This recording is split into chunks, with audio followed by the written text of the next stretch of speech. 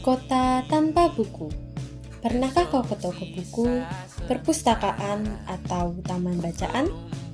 Tidakkah kau merasa istimewa ketika berada di dalamnya? Di sekelilingmu ada berbagai tokoh dari dunia nyata dan kaya. Tempat yang pernah kau kunjungi dan yang belum, informasi dan cerita dari masa lalu, masa kini, dan masa depan. Semua berpadu, semua berada dalam genggamanmu. Saat berada di antara buku, tidakkah kau merasa menjadi raja dan ratu? Ruang dan waktu seolah menyatu tanpa batas. Kau bisa terbang melintasi sekat negara dan melewati berbagai zaman. Kau bisa menyelam ke dalam samudera, melayang di angkasa, bercanda dengan aneka satwa, dan berkelana di tengah padatnya kota juga di rimba raya. Kau tahu, buku adalah jendela dunia, kunci pengetahuan, dan pintu wawasan. Muhammad Hatta sang proklamator berkata, "Aku rela dipenjara asalkan bersama buku, karena dengan buku aku bebas." Melalui buku, manusia terbebas dari ketidaktahuan. Tempat-tempat yang dipenuhi buku adalah harapan berkembangnya pengetahuan dan wawasan. Apa jadinya jika kota tanpa buku? Pantaskah dia disebut kota? Di kota itu, mungkin kabar datang dari sumber lain, dari koran, televisi, atau internet. Mungkin informasi dan cerita datang dari cerita nenek moyang, bagai dongeng-dongeng sebelum tidur.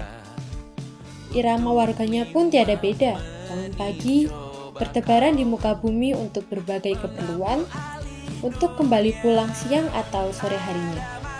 Setelah itu, mereka berangkat tidur dan memulai lagi hari berikutnya. Semua serupa. Di kota itu, mungkin ada bangunan bernama perpustakaan. Di dalamnya, buku-buku berderet dalam rak yang tak terjemah. Tiada tangan meraih dan membuka halaman demi halaman dengan sukacita.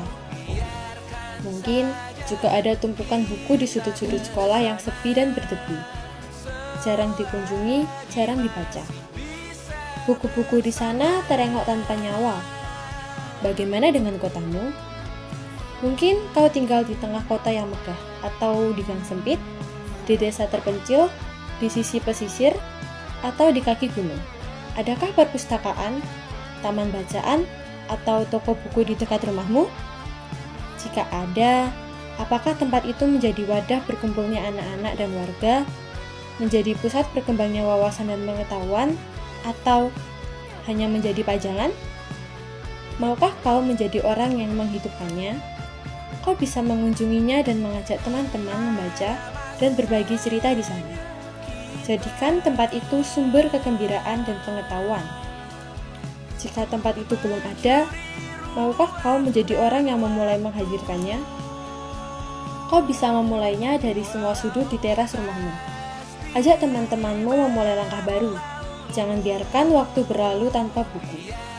Siapapun dirimu, bersahabatlah dengan buku. Dia akan menjadi teman setiamu sepanjang waktu.